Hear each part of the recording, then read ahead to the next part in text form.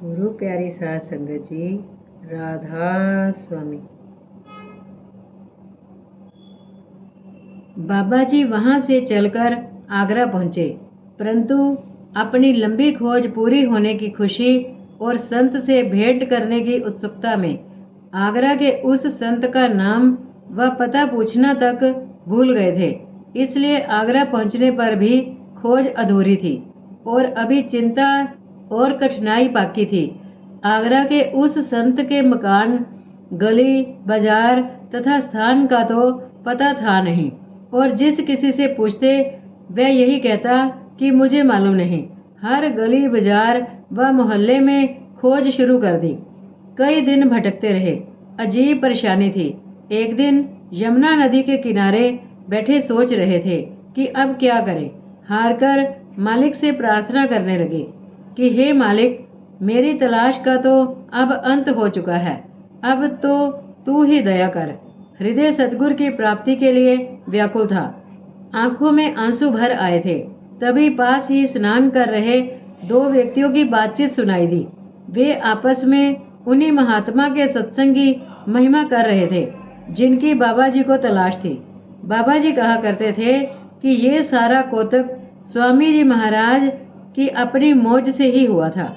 आपने उनसे पता पूछा और पन्नी गली में स्वामी शिवदयाल जी महाराज के द्वार पर जा पहुंचे।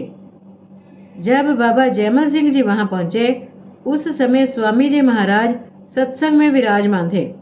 बाबा जी ने जाकर चरणों में मस्तक नवाया। बाबा जी को देखकर स्वामी जी महाराज बड़े प्रसन्न हुए और मुस्कुराकर बोले, हमारा पुराना मेली आ गया है। बाबा जी हैरान थे कि मैंने तो इन्हें पहले कभी देखा नहीं, पुरानी मुलाकात कैसी। आप सत्संग में बैठ गए। स्वामी जी महाराज ने श्री गुरु ग्रंथ साहिब में से शब्द लिया और व्याख्या शुरू की। अपने सत्संग में स्वामी जी महाराज ने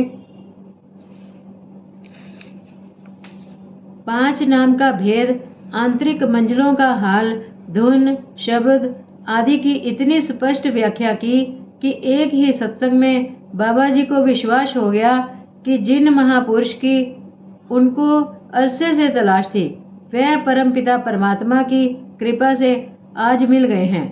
कई दिन तक बाबा जी लगातार सत्संग सुनते रहे।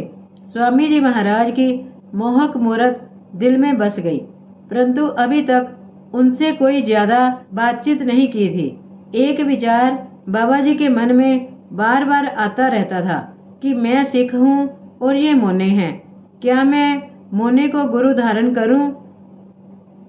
साथ ही उन्हें ये विश्वास भी हो चुका था कि इन जैसा पूर्ण महात्मा सारे भारत में ढूंढने पर भी नहीं मिलेगा, और जिस बहुमूल्य निधि की खोज में वह इतने वर्ष भटकते रहे, वह स्वामी जी महाराज के सिवा और किसी से प्राप्त नहीं होगी।